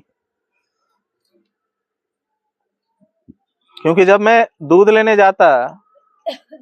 जाता जब मैं, तो पहले ही पहुंच जाता था वहां पे ग्वाले के पास, तो देखता कि भैंस जो है उसे सुबह ही छोड़ दिया जाता था चरने के लिए, और वो शाम में लौट करके अपने ही खूंटा के पास खड़ा हो जाती। तो मेरे दिमाग में ये सारी चीजें आई कि आखिर में जब भैंस को खूंटे से खोल दिया गया था तो ये तो भाग भी तो सकती थी ना। आजादी किसको नहीं चाहिए? हाँ, भाग जानी चाहिए थी उसको, भैंस को, कि मैं आजाद हो गया हूँ, भाग जाना चाहिए, लेकिन वो भागी नहीं। इसके पीछे मैंने 2 चीजें देखी। उसी कहानी से मुझे 2 चीजें नजर आई। एक कि चूहा चूहेदानी में कैसे फंसता है। चूहा चूहेदानी में लालच के भांति फंसता है। लालच के कारण ही ना, मुफ्त में अनाज मिल रहा है, बिना मेहनत के मिल रहा है तो फंसता है। बस वही हाल है 5 किलो राशन। अब इससे आगे मुझे नहीं कहना है। दूसरी चीजें जो मैंने उससे सीखी, जाना, समझा कि आखिर में ये जो चीजें जानवर कर रहा है, ये भैंस कर रही है, ये इंसान करता है या नहीं करता। तो मैं जब सामाजिक संगठनों में रहा तो चीजें समझ में आई कि हाँ, ये हाल जो भैंसों का है वो इंसानों का भी है। कैसे? 70 साल पहले बाबा साहब ने हमें संवैधानिक अधिकार देके उस खूंटे से हमें आजाद कर दिया था ना। 70 साल पहले क्या था? जबरदस्ती हमें कभी कुर्सी पे बैठने का अधिकार नहीं था। कुर्सी पे बैठने का अधिकार, खटिया पे बैठने का अधिकार नहीं था। कोई खास वर्ग के लोग आते तो खड़ा होना पड़ता, या जी हुजूरी करने के लिए वो लोग जबरदस्ती बोलते कि प्रणाम बोलो, प्रणाम जी, प्रणाम बाबू साहब, प्रणाम पंडित जी, मजबूरी में करवाते। ऐसा हमने पूर्वजों से सुना है। यही सही है ना? अब बोल नहीं रहे आप लोग। हमने जो सुना है यही बात सही है ना, क्योंकि बिहार में आप लोग रहे हो, मैं नहीं रहा हूँ। मैं तो झारखंड में रहा हूँ, झारखंड में मैंने नहीं देखा, इसलिए मैं यहाँ का पूछ रहा हूँ। जो मैं कह रहा हूँ वो सही है क्या? सही है। तो 70 साल पहले बाबा साहब ने संवैधानिक अधिकार दिला के हमें आजाद कर दिया था। आज हम फिर से उसी खूंटे पे आकर के अपने आप खड़े हो गए हैं। और अपने आप क्या कहते हैं? अब कोई जबरदस्ती हमसे नहीं बुलवाता है। अब आप अपने से कहते हैं प्रणाम पंडित जी, प्रणाम बाबू साहब। आप कोई जबरदस्ती कहलवाता है क्या? तो भैंस से ज्यादा हालत क्या है? हाँ, भैंस से ज्यादा हालत है क्या? अच्छी है कि खराब है? तो ये चीजें हैं हमारी। पहला मैंने नैतिकता बताया, दूसरा है शिक्षा। पहले नंबर पे क्या आती है? नैतिकता, संस्कार। दूसरे नंबर पे आता है स्कूली शिक्षा। अब स्कूली शिक्षा को लेकर के लगातार अभियान चला रहा हूँ। अपने ही मोहल्ले में लोगों से पूछा कि आप अपने बच्चों को क्यों नहीं पढ़ाते, तो वे कहते हैं मजदूरी करने वाले हैं, हमारे पास पैसे नहीं है। हमने बोला पैसे नहीं है, देखते हैं 2 टाइम लेते हो, 1 टाइम का कितना? तो बोला 30 रुपया पौवा मिलता है। तो 2 टाइम का कितना हुआ? 60 रुपया। यहाँ का लोकल सबसे प्राइवेट स्कूल का फीस कितना है? हाँ, 400। तो 60 रुपया के हिसाब से 1 महीने का कितना हुआ? 1800। 400 ज्यादा या 1800 ज्यादा? 1800 ज्यादा ना। लेकिन पड़त कितना? कौन वाला महंगा बटे? महंगा तो 400 वाला पड़ा था। 1800 नहीं क्या पड़ा? तो आराम से पॉकेट से निकल जाता है। तो शिक्षा को हम महत्व दे रहे हैं? नहीं दे रहे हैं ना। लेकिन अभी आएगा कोई नेता आए और मन से बोले नहीं तुम्हारी कोई गलती नहीं है शिक्षित नहीं हो, तो ये फलाने के वजह से तुम शिक्षित नहीं हो। हाँ, ये सही कहा तरन है, ये सही कहा तरन का है कि हमें अपन गलतियां छुप जाता टे कि हम दारू पी जाता नहीं, अपन लड़कों का फीस नहीं की देत। फलाना नेता तो कहला कि हमारा शिक्षा के कारण ब्राह्मण है, हमारा शिक्षा के कारण बाबू साहब भगवान। अरे हाँ, सही कहा तरन, एकदम सही कहा तरन। एक निये के वजह से तो हमारे लड़कों पढ़त नहीं खसन ना, तो हम अपन लड़का के आईएएस बना देले रहती है। यही हो रहा ना, किसी और पे दोषारोपण कर रहे हैं। महिलाएं अभी इस 20 रोज में कई जगह गांवों में मुझे रोकी, बाबा है ने सुनी ना, तुमने कहा तो तेनी देख ली ना हाथवा के हमारे लड़कवा के नौकरिया कहिया लगी, तनी देख ली ना हमारे लड़कवा के तबीयत खराब होता, दिन सुबह से रोता टे, तो तनी नौकरिया कब लग जाए, तो देखी ना नजरवा लग जाता टे, कोनो जंतर मंतर बना दी, तनी लौंग देख ली, कहीं चावल देख रही। समझ में आयल? तो हम वो लोग से एक सवाल कही नहीं, और रउआ लोग ऐसा करता नहीं है। हम पूछ नहीं कि अगर हई बच्चा के माटी में लुटाए के आदत बाटे। सुना तानी लगिन अई लड़का के अगर माटी में लुटाए के आदत बा और रउआ कहनी का कि एकरा के थोड़ा सा नहला देता नहीं, नहला दी एकरा के, तो हम एकरा के नहला धुला के नया कपड़ा पहना दे हम 2 मिनट बाद का करी है फिर जाके माटी में लुटाई। तो काथी करे के चाहिए, आदत बदलवाए के बा, कपड़ा बदलवाए के बा। रउआ लगिन ना होने होने से आवाज आवे के चाहिए। फिर से एक बार तनी जोर से बोल दी है आदत बदलवाए के बा ना। तो ये जोन भी चीज बाटे ना, जो जादू टोना हाथ दिखावल तो अंगूठी दिखावल, ये कपड़ा बदलवावल होते।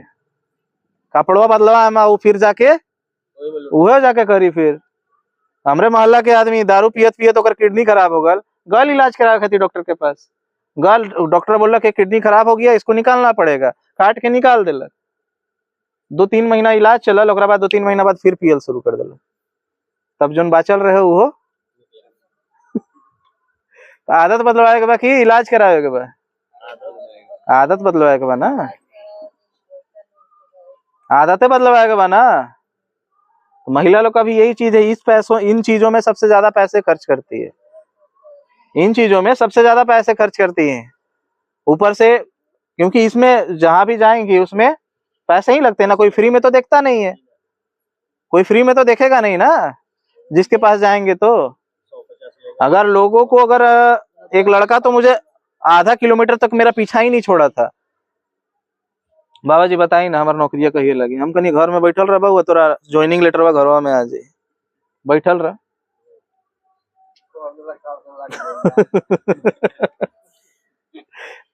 मतलब बैठल रह घरवा में नौकरिया लग जाए आराम से, ज्वाइनिंग लेटर घर पहुंच जाए और का बाटे।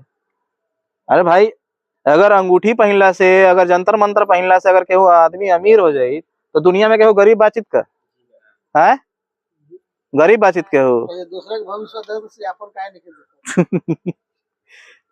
यह तो बात भल रहे। हमारे घर में एक बार मौलवी आल रहे रात के, मुस्लिम एरिया में बाटे तो झाड़ फूक करावे खातिर हमारे घर वाला मौलवी बुला ले रहे। अब रात के हमनी के रात भर जगावल गल हमनी के कि अब चलत आटे कार्यक्रम। अब वो मौलवी तो हवा में से ताबीज गिरा रहा था। हम तो बड़ा चौंक गए, हवा में से ताबीज गिरा रहा है। सारा कार्यक्रम खत्म हुआ, 1500 रुपया मांग रहा है। हम बोले जो ताबीज हवा में से गिरवा सकता है 1500 रुपया नहीं गिरवा लेता है? जोन ताबीज गिरवा लेता हवा में से, वो 1500 रुपया ना गिरवा लेता हवा में से, लेकिन पैसवा लेता रउआ से। इतनहू पे इंसान के दिमाग नहीं के खुल रहा। हमारे घर के काम वाली जन भी है, झाड़ू पोछा जन करे आवेले, तो कबो कबो जब ना आवे ओकर तबीयत खराब रहे तो वो अपन बेटी के भेज देवे कि जा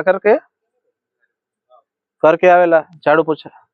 तो वो आए तो हम ओकरा से पूछनी कि कितना ले पढ़ल बारी, तो ना पढ़ी नहीं। हम काहे? तो पापा तो पूरा दारुए में पैसा खत्म कर देवेलन, आ माई जना में कमा ले इतना से हमनी के खाली खाना पीना चलेला। हम कहीं मजबूरी बाटे, तब हम का बोल सकते नहीं। लेकिन नवरात्रि के दिन, नवरात्रि के समय हमारे पापा से 5000 रुपये एडवांस लेके गए, 5000 एडवांस लेकर के गई। तो हम पापा हमको बता रहे हैं कि वो लेकर गई 5000 एडवांस। हम बोले कहा है? तो बोल रही थी नवरात्रि के लिए। हम बोले ठीक। अगला दिन आई तो हम बोली 5000 रुपया काहेला लेके गई नहीं? तो का करी, वो 10वीं तो होता है ना, 10वीं तो भकले रहनी है, बलि चढ़ावे कर लगटे फांसी। हमने बढ़िया बात बटे 400 रुपया के हिसाब से स्कूल के 12 महीना के कितना भर 4800। एक दिन में 5000 रुपया के खसी कटा लो और 4800 रुपया भरे खाती, 400 रुपया महीना के भरे खाती नहीं के जिम्मेदार बाटे शिक्षा के है? गार्जियन बा ना। ये हाल आज ना 100-200 साल छोड़ दी, 500 साल 1000 साल से इस समाज जिम्मेदार बाटे, लेकिन यहाँ के नेता सन अरे तू जिम्मेदार थोड़ी बारी, कौन और हमनी के पढ़े का अधिकार ना दिल। हाँ ये चलते ना पढ़ लगा यहाँ के इंसान को क्या है। हाँ ये तो बात एकदम सही है, लोग तुरंत मानने के लिए बैठे हुए हैं। किसी की जिम्मेदार तो किसी और को ठहराना है ना। आज भी जो बच्चे नहीं पढ़ेंगे 50-100 साल बाद क्या होगा, इसको किसी ने पढ़ने का अधिकार नहीं दिया था, फलाना ने नहीं दिया था। हम देख रहे हैं ना इस समाज को कि इस समाज का क्या हाल है। और परिस्थितियां कभी भी अलग नहीं थी, हर समय यही परिस्थितियां थी, हर समय यही कंडीशन था, हर समय यही चीजें कारण थी लोगों के दिमाग में। संगठित अपने स्तर पे भी नहीं है, ना शिक्षा का, ना नैतिक शिक्षा का है, ना स्कूली शिक्षा के ऊपर अपना एक चीजें हैं, पकड़ है कि नहीं हम अपने बच्चों को इसमें डालें, किसी भी चीज पे नहीं है। सबसे ज्यादा फोकस किस पे है? अंधविश्वास के ऊपर में है। और चल थोड़ा सा हम इस पे भी बात रख देते हैं, क्योंकि समय कितना हो रहा है सर? इन चीजों के अंधविश्वास को थोड़ी चीजें समझ लें, उसके बाद मैं आज की बातों को यहीं पे समाप्त करूंगा। खास करके बहुत जरूरी है, इसीलिए ध्यान पूर्वक सुनिएगा। जैसे ऑर्केस्ट्रा देखते हैं ना, थोड़े जोशीले टाइप से होकर के, तो थोड़ा सा ध्यान से सुनिएगा, क्योंकि लोगों का ये मानना है, क्योंकि साइंटिफिक चीजें मैं बताने जा रहा हूँ और बहुत इंपॉर्टेंट है, इसे चूके तो फिर, चूंकि यहाँ युवा ज्यादा है, पढ़े लिखे हैं, और सर ने मुझे बोला कि युवाओं की संख्या ज्यादा है, तो थोड़ा सा जानकारी यहाँ पे दी जाए। तो आप लोग सुनने के भी अधिकारी हैं, तो सुनेंगे ध्यान से। ये जो ब्रह्मांड है ना, ये जो पूरी दुनिया है, ये 3 शक्तियों पे है। 3 शक्तियां हैं, एक जो कि नकारात्मक है, एक जो सकारात्मक है, और एक जो न्यूट्रल है, जिसे साइंस की भाषा में इलेक्ट्रॉन, प्रोटॉन और न्यूट्रॉन कहा जाता है। इलेक्ट्रॉन का साइन क्या है? कोई है साइंस के स्टूडेंट है यहाँ पे? प्रतीक माइनस है, इलेक्ट्रॉन माइनस, प्रोटॉन प्लस और न्यूट्रॉन समान चीजें है, उसमें दोनों एक ही अवस्था में उसमें है। ये 3 चीजें आध्यात्मिक भाषा में, इसी को ब्रह्मा, विष्णु और महेश कहा जाता है।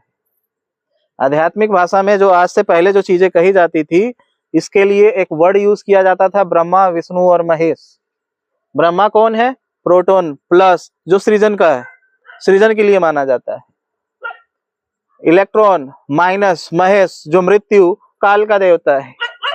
तीसरा विष्णु, जिसे न्यूट्रॉन कहते हैं, जिसमें प्लस और माइनस दोनों समाहित है, और ये दोनों को बैलेंस करता है, प्लस और माइनस को बैलेंस करता है। जैसे पुरुषों के लिए उदाहरण है, बाइक चलाते हैं ना आप सब, अगर बाइक में अगर ब्रेक ना हो तो गाड़ी चलेगी? अगर सिर्फ स्लेटर हो तो? और बाइक और में ब्रेक और स्लेटर दोनों हो तो? मैं दोनों चीजों की और बात बता रहा हूँ, नहीं चलेगी। क्यों? बाकी सारी चीजें हैं, अब ब्रेक भी है, स्लेटर भी है, अब क्यों नहीं चलेगी? वहां गाड़ी खड़ी है ना, चल क्यों नहीं रही है? हाँ, चलाने वाला नहीं है ना। तो जो ब्रेक है, इलेक्ट्रॉन है, महेश है, माइनस मतलब रोकने के काम करता है। स्लेटर जो है वो प्लस है, प्रोटॉन है, ब्रह्मा है, जो उसे एक्सेलेरेटर करती है, आगे बढ़ाती है, सृजन करती है। और जो विष्णु है, जो ड्राइवर है, वो विष्णु है, जो मैनेज करता है कब ब्रेक लेना है और कब एक्सेलेरेटर लेना है। कौन मैनेज करता है? विष्णु। विष्णु कौन है? ड्राइवर। उसी तरीके से जो महिलाएं होती है, वो विष्णु होती है। कैसे? जब उनका बच्चा बदमाशी करता है तो 2 थप्पड़ लगाकर रोकती हैं, और जब वो अच्छा काम करता है तब शाबाश बेटा चल आगे बढ़, तो आगे बढ़ाती है। तो जो बैलेंस कौन कर रहा है? माएं कर रही हैं। जो बैलेंस कर रहा है वो कौन है? विष्णु है। तो ये 3 शक्तियां आप किसी भी फील्ड में अब उठा के देख लो, किसी भी फील्ड में ये 3 शक्तियां ही है जो इस चीज को निर्धारित करती है, ब्रह्मा, विष्णु और महेश। समझ में आया? तो लोगों को ये चीजें आती है, लोग ये कहते हैं हम तो अपना आंख से भूत देख ले रनिया रहता रहुआ कहला से मान ले हमका, हमरा तो अपना आंख से दिखल लगटे भूत रहुआ कहला से मान ले कि भूत ना होखेला। कई जगह मुझसे ये सवाल किए गए, लेकिन आज मेरे पास इसके जवाब है, तो आज दूंगा। इसके जवाब मैं दूंगा। रेडियो कौन कौन चलाया है? रेडियो रेडियो सब लोग चलाए होंगे, तो लोग बैठे हैं जो चलाया है कि नहीं चलाया है? चलाया है। उसको ऐसे घुमाते हैं, चैनल चेंज हो जाता है। चैनल चेंज होता है तब ये घूमता है, या ये घूमता है तो चैनल चेंज होता है? हाँ, घूमता है तब चैनल चेंज होता है। इसका मतलब वो सारा का सारा कंट्रोल यहाँ है, यहाँ है। उसी तरीके से हम नेगेटिव चीजों की तरफ जाएं या पॉजिटिव चीजों की तरफ जाएं, सकारात्मक की तरफ जाएं या नकारात्मक की तरफ जाएं, कौन डिसाइड करता है? हम जिस स्तर पे है, एक फ्रीक्वेंसी जिसे तरंग कहते हैं, वो चीजें डिसाइड करती है कि हम किन चीजों की तरफ आकर्षित होंगे, किन चैनलों से हम पकड़ेंगे। सकारात्मक ऊर्जा भी यही है, नकारात्मक ऊर्जा भी यहीं पे है, कहीं और नहीं है। हम जैसे ही अपने चैनल को उस जगह पे मोड़ते हैं, उससे कनेक्ट हो जाते हैं। अब बात आता है कि आपने तो ये बता दिया, लेकिन इसमें भूत कहाँ आया? तो इसके लिए आपको समझना होगा इसको। दिमाग के 3 हिस्से है। नहीं, भय से नहीं होता है वो। भय सिर्फ आखिरी जवाब नहीं है। आखिरी जवाब है, भय से भूत कैसे नजर आ जाता है? क्यों आता है? सवाल तो आएगा ना। आता कैसे है? क्योंकि ये दिमाग के 3 हिस्से हैं, कॉन्शियस, सबकॉन्शियस और अनकॉन्शियस। चेतन मन, अवचेतन मन और अचेतन मन, 3 चीजें हैं। चेतन मन की क्या खासियत है? जो आप देख रहे हो, मेरी बातें सुन रहे हो या बोल रहे हो या कोई भी क्रिया करते हो, वो आप किससे कर रहे हो? चेतन मन से कर रहे हो, जो सचेत अवस्था है। अवचेतन मन की खासियत ये है कि ये शब्दों को नहीं पकड़ता है, शब्दों को नहीं पकड़ता है। अब इसका उदाहरण के लिए आप जरा 1 मिनट के लिए आंख बंद करेंगे? सब लोग आंख बंद करेंगे?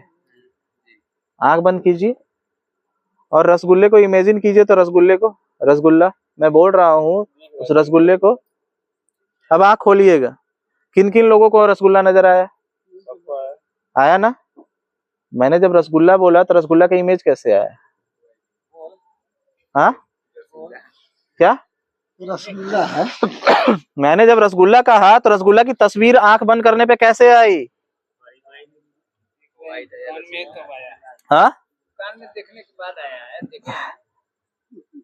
तो हमने रसगुल्ला कहा सर जी, तो रसगुल्ला ये क्यों नहीं आया? शब्द क्यों नहीं आया? ऐसा क्यों नहीं हुआ कि ब्लैक बोर्ड पे रसगुल्ला लिखा हुआ नजर आए? हाँ, लिखा हुआ नहीं आया ना? नहीं आता है जल्दी।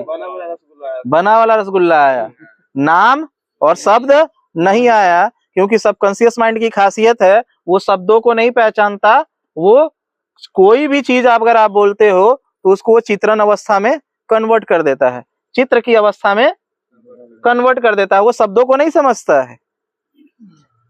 शब्दों को समझता कौन है? कॉन्शियस माइंड, सचेतन मन उसको समझता है शब्दों को। लेकिन अवचेतन मन जाते जाते ये सचेत है और ये अवचेतन मन है, ये शब्दों को पहचानता है, ये नहीं। जो अवचेतन मन की खासियत है, प्रोजेक्टर जानते हैं ना? प्रोजेक्टर क्या करता है? वो चित्र को सामने दर्शा देता है, लेकिन वो दिखता कहाँ से है? प्रोजेक्टर में फिट है और सामने दिख जाता है। उसी तरीके से अवचेतन मन प्रोजेक्टर है, अवचेतन मन प्रोजेक्टर है। अब उसमें ये चीजें फिट की गई हैं। फलाने जगह पे, सुनसान जगह पे जाओगे, एकदम अंधेरा होगा, पीछे मुड़ के मत देखना। भूत तो आँख खोलने के बाद दिखाई देता है, बंद करने थोड़ी दिखाई देता है। हम अभी बता रहे हैं भाई साहब, बता रहे हैं, सुनिए तो सही। सुनसान जगह पे जाओगे तो पीछे से आवाज आएगा, मुड़ना मत। सुनसान जगहों पे घुंघरू की आवाज आएंगे। अगर पीछे मुड़ गए तो एक तो मुड़ना मत, और अगर पीछे मुड़े तो चुड़ैल होगी।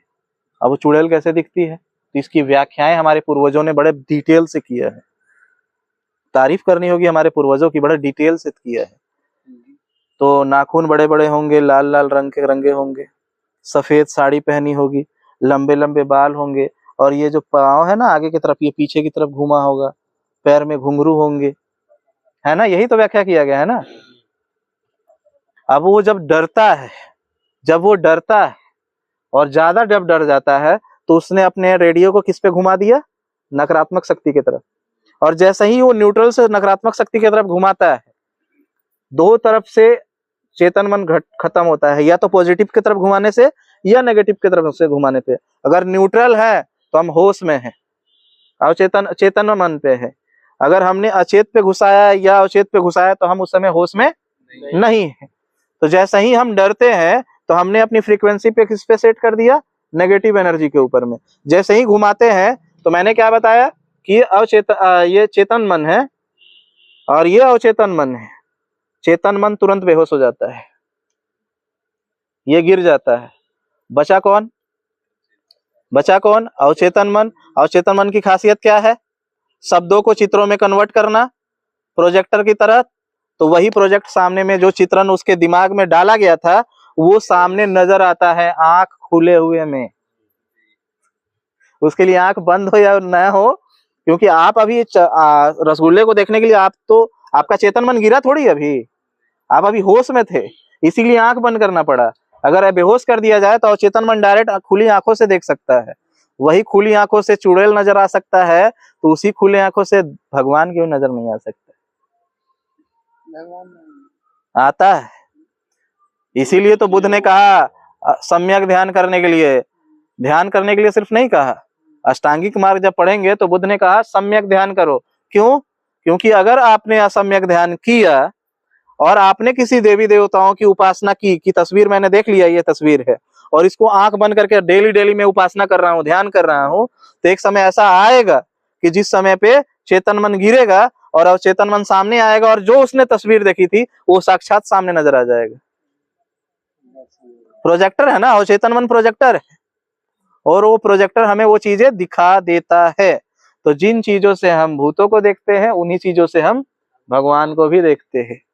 इसीलिए बुद्ध ने कहा असम्यक ध्यान मत करना, सम्यक ध्यान करना। जड़ समाधि मत लेना, समाधि लेना। सम्यक समाधि की बातें की, जड़ समाधि की नहीं। आप गांजा फूकिए, और गांजा फूक करके, मेरे साथ हुआ था ये घटना, अभी कुछ महीने पहले की बात है। गांजा की नहीं हुआ था, मेरा आदत है गन्ने का जूस पीने का, और हर जगह मैं पिया हूं तो मैं उसमें पुदीना डलवा के पीता हूं। तो रक्सौल में क्या हुआ, गया मैं बैंक का काम से, दोपहर गर्म लग रहा था, तो मैंने उसको बोला गन्ने का जूस देने के लिए। अब मैंने देखा एक कटोरी में पीसा हुआ था हरा कलर का, तो मैंने बोला भाई उसमें से भी डाल दो। हमको क्या पता क्या था, वो एक चम्मच निकाल कर उसमें मिला दिया और हम पी लिए। पीने के बाद तो आधा घंटा बाद दिमाग घूमते घूमते हम किसी के यहाँ जाकर के रुके, पहचान के ही आदमी थे, उनके घर पे जाके गिरे। तब जाकर मुझे समझ में आया बुद्ध ने जिससे जड़ समाधि कहा। मैं गिरा हुआ हूँ, शरीर में सब कुछ सुन रहा हूँ, डॉक्टर आया है मुझे देखने के लिए, शरीर चेक कर रहा है, और शरीर एकदम मस्त हवा में लग रहा था कि हवा में तैर रहा है। और मैं आंख बंद करके, मैंने उसी समय मुझे याद आया कि बुद्ध ने जड़ समाधि पे कहा कि क्यों कहा होगा कि जड़ समाधि नहीं लेनी चाहिए, क्यों कहा। मैं अपने आप ऊपर ही ट्राई करना शुरू कर दिया। मैं आंख बंद करके जिस भी देवता के बारे में सोचता, आंख बंद करके वो सामने प्रकट हो जाता है। जो भी चीजें मैं करता वो सामने प्रकट हो जाता। तब मुझे समझ में आया कि ये जड़ समाधि क्या है और बुद्ध ने सम्यक समाधि के लिए क्यों कहा है। कुछ भी सामने नजर आ सकता था उस समय, क्योंकि अवचेतन मन की खासियत है, उसे आप गाइड करो शब्दों में और वो दिखाएगा क्या, चित्र। अब समझ में आया कि भूत कैसे नजर आता है। जी। और भगवान उसी से नजर आता है। अब बात आता है ये कि हम नकारात्मक चीजें अपने आप कर लेते हैं और सकारात्मक चीजें अपने आप नहीं होती है। तो ये सकारात्मक चीजें अपने आप कैसे हो, इसके लिए बुद्ध ने ध्यान दिया है, सम्यक ध्यान। तो अब मैं चाहूंगा कि 10 मिनट के लिए मुझे आगे आकर के समय दें। 10 मिनट बुद्ध के द्वारा बताए गए ध्यान को मैं करवाऊंगा और उसके बाद कार्यक्रम समाप्त। 10 मिनट के लिए सभी लोग आराम से पहले बैठ जाएं और जितनी जगह खाली है सीधे बैठे।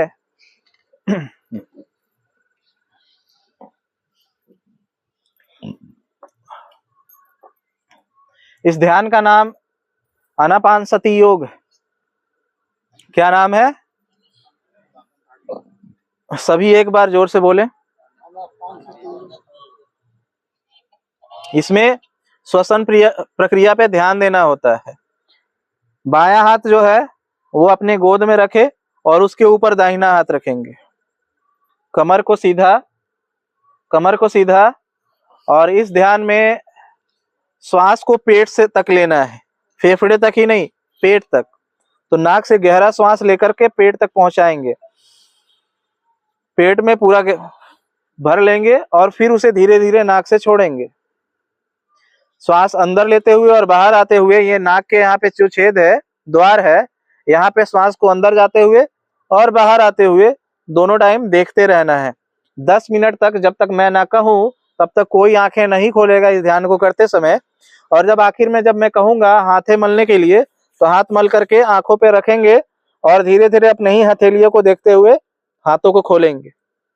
ये 10 मिनट बाद करना है। तो अभी क्या करना है, दोनों हाथ नीचे गोद में, सभी कोई अपनी आंखें बंद कर ले, सभी कोई अपनी आंखें बंद कर ले और पेट से गहरा श्वास ले।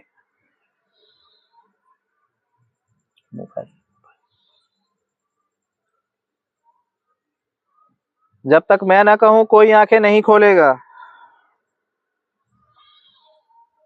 पेट से गहरी श्वास ले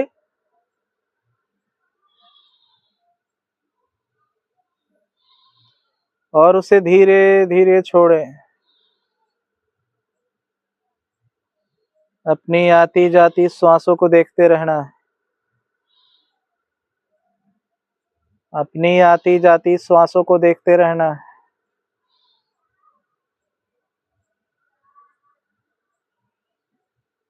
पेट से गहरा श्वास लेंगे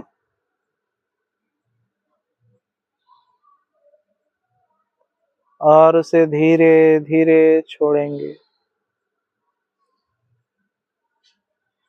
सारा ध्यान श्वासों के ऊपर, सारा ध्यान श्वासों के ऊपर।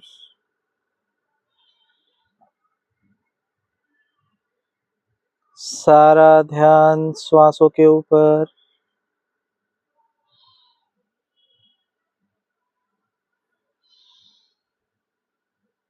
सारा ध्यान श्वासों के ऊपर।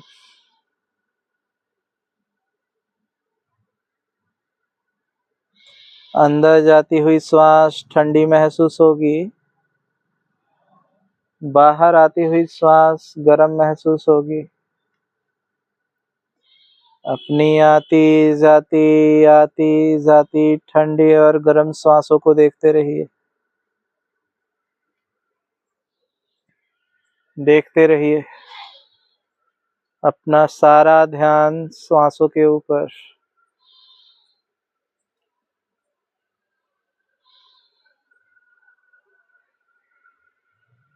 सारा ध्यान श्वासों के ऊपर।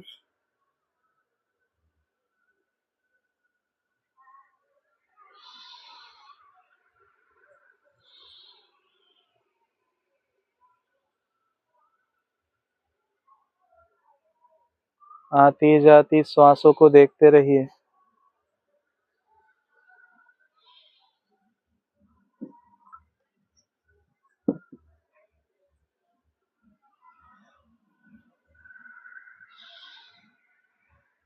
अपनी आती जाती श्वासों को देखते रहिए।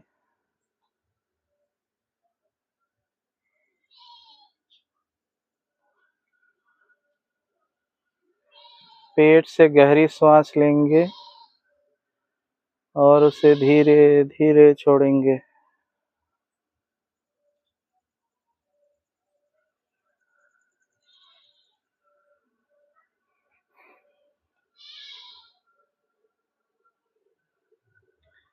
पेट से गहरी श्वास लेंगे और उसे धीरे धीरे छोड़ेंगे।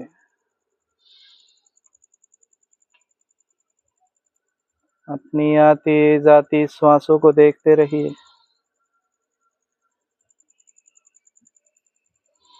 सारा ध्यान श्वासों के ऊपर, सारा ध्यान श्वासों के ऊपर।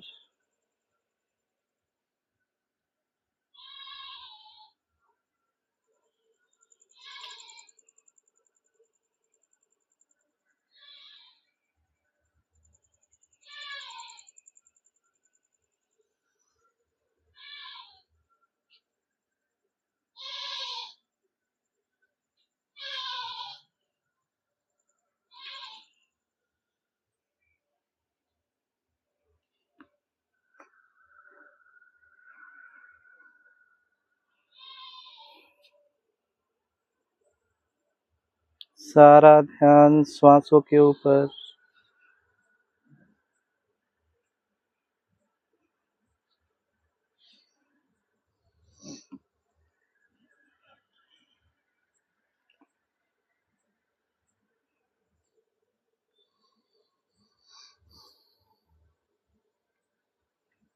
आती जाती श्वासों को देखते रहिए।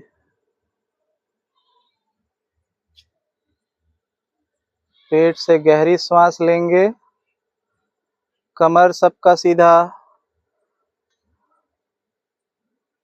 पेट से गहरी श्वास, गहरी श्वास, गहरी श्वास, और उसे धीरे धीरे छोड़ेंगे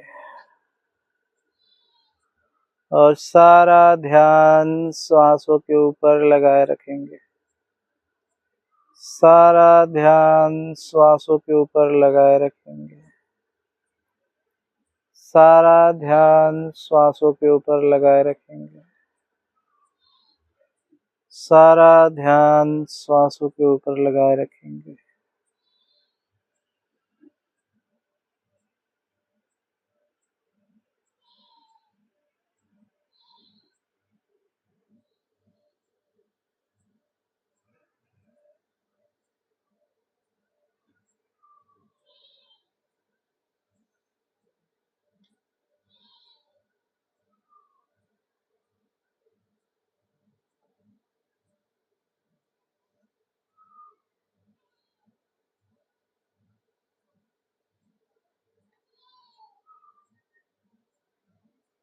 सारा ध्यान श्वासों के ऊपर।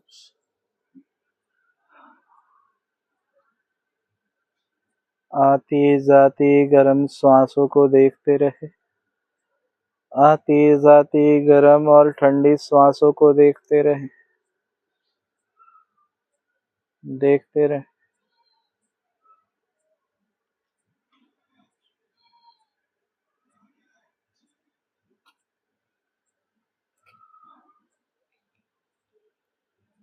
आपको अपने मन मस्तिष्क में एक नई ऊर्जा का संचार महसूस हो रहा है। एक नई ऊर्जा महसूस हो रही है अपने मन मस्तिष्क में। ये ऊर्जा आपके मन को शांत और शीतल करते जा रही है। आप शांत और शीतल होते जा रहे हो। आप शांत और शीतल होते जा रहे हो। आप बहुत हल्का महसूस कर रहे हैं। आप बहुत हल्का महसूस कर रहे हैं। ऐसी ऊर्जा आपने अब तक महसूस नहीं की। ये एक नई ऊर्जा का संचार आपके मन मस्तिष्क में हो चुका है। न सारा ध्यान श्वासों के ऊपर ही रखें। न सारा ध्यान श्वासों के ऊपर, श्वासों के ऊपर, श्वासों के ऊपर।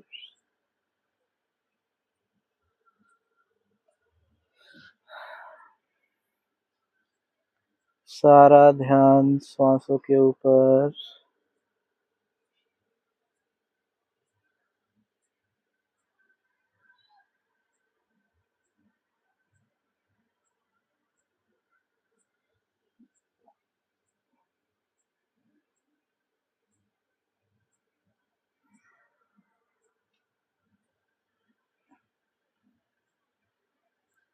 पेट से गहरी श्वास ले, पेट भर के, और फिर उसे धीरे धीरे छोड़े।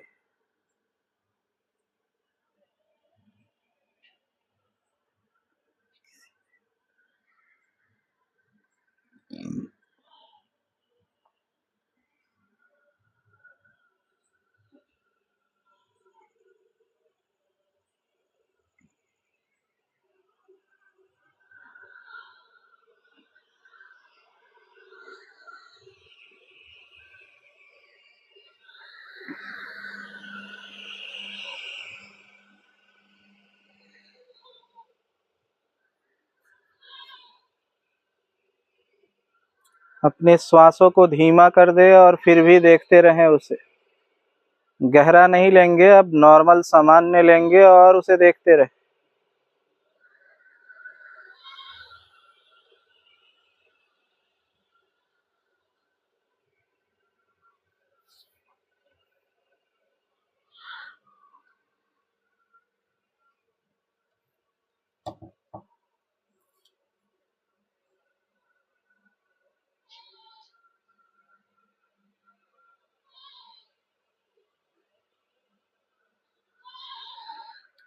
अब सब अपने हाथों को मल करके आंखों पे रख दे।